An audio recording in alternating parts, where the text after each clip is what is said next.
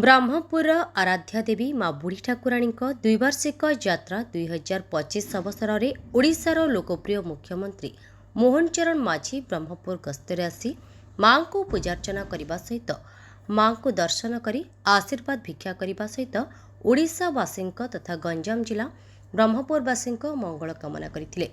ଏହି ଅବସରରେ ମୁଖ୍ୟମନ୍ତ୍ରୀଙ୍କ ସହିତ ବ୍ରହ୍ମପୁର ସାଂସଦ ଡକ୍ଟର ପ୍ରଦୀପ କୁମାର ପାଣିଗ୍ରାହୀ, ବ୍ରହ୍ମପୁର ବିଧାୟକ କେ ଅନିଲ କୁମାର, ବିଜେପିର ଗଞ୍ଜାମ ଜିଲ୍ଲା ସଭାପତି ସରୋଜ ସାବତ ମାଙ୍କୁ ଦର୍ଶନ କରି ଆଶୀର୍ବାଦ ଭିକ୍ଷା କରିବା ସହିତ ବ୍ରହ୍ମପୁରବାସୀଙ୍କ ମଙ୍ଗଳ କାମନା କରିଥିଲେ।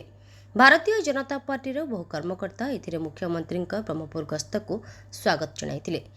ମୁଁ ମା ବୁଢ଼ୀ ଠାକୁରାଣୀଙ୍କ ମୁଖ୍ୟ ପୂଜକ ବଂଶାନୁକର୍ମ ସେବାୟତ ଜଗନ୍ନାଥ ବନ୍ତାୟ। आज प्रथम मांगर द्वार फुटा है 3टा समय मांगर मंगल आलती है, मांगर मार्जन है, मांगर प्रिय भोग गजामुआ नड़िया कदली काकरा कुलियान एवं हालुआ विभिन्न प्रकार मांगर दैनंदिन कार्य बहुत प्रकार विभिन्न प्रकार भोग होता है। भोग है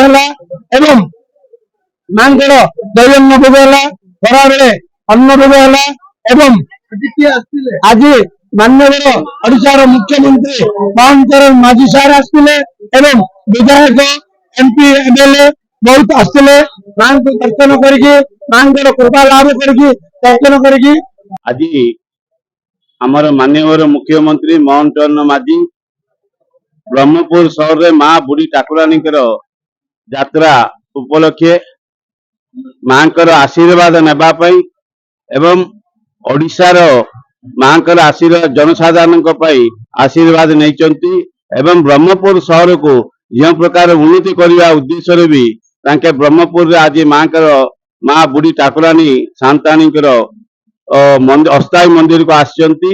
अस्थायी मंदिर रे मां दर्शन एवं पूजा अर्चना कले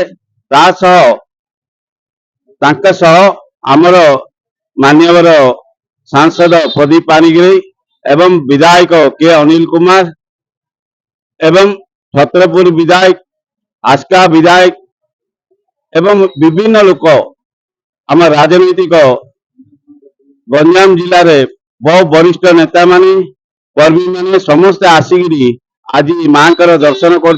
गंजाम समाचार आपणकर लेटेस्ट खबर पई लाइक शेयर सब्सक्राइब एवं फॉलो करंतु। गंजाम समाचार फेसबुक यूट्यूब ट्विटर पेज को अधिक तथ्य पाई विजिट करंतु आम वेबसाइट www.ganjamsamachar.com।